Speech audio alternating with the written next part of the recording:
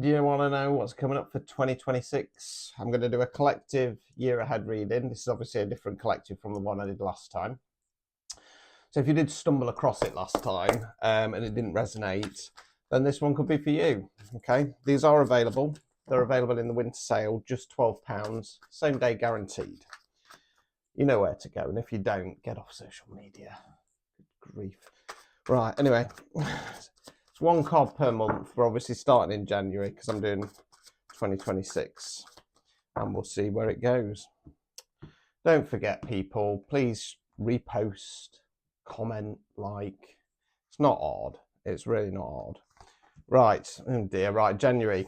King of Swords in the reverse. Swords are where we think words we use. Court cards can be an energy within ourselves, can be the energy of somebody else around us. Kings are masculine energy, queens are feminine energy. In tarot, we talk about energy, not gender. King of Swords in the upright position is a good ruler and leader. It's how I describe my reading style. Blunt, direct, to the point. It's to tell you what you need to hear, not what you want to hear. Reverse position. If this is yourself, negative self-talk, self-doubt, but being really heavy with it. Really, really heavy with it. The other way we can go is that you've got a person or a collective in your energy who are manipulating the situation. The King of Swords for me, paranoid, also narcissistic tendencies. So not the best start to the year for this collective. Right, February. The Fool. So the Fool's the very first card in the tarot deck. The Fool isn't a fool. The Fool is called a fool because he gets his bag, little bumpy dog down at the bottom, goes off wandering. Yeehaw, leap of faith card, starting a brand new cycle. Because that's come out, I feel like the King of Swords is someone or something else, and you've had enough. You're like, I've got to get out of here. March.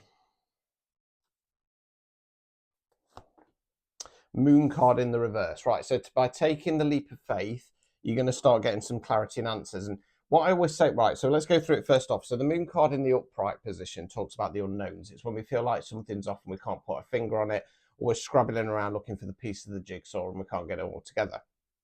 The moon card in the upright position says there's no point looking yet. Now, as I always say with the moon card in the upright position, it's about having a bit of blind faith, okay? And oftentimes when you take that leap of faith in the Fool, or you start something new in the Three of Wands, the answers come through and you start to get clarity. And that's what's happening here. Moon in the reverse. So the moon card in the reverse is when you start getting some answers, okay? It does often come through in our dreams, hence the moon. And it will come from one of three places.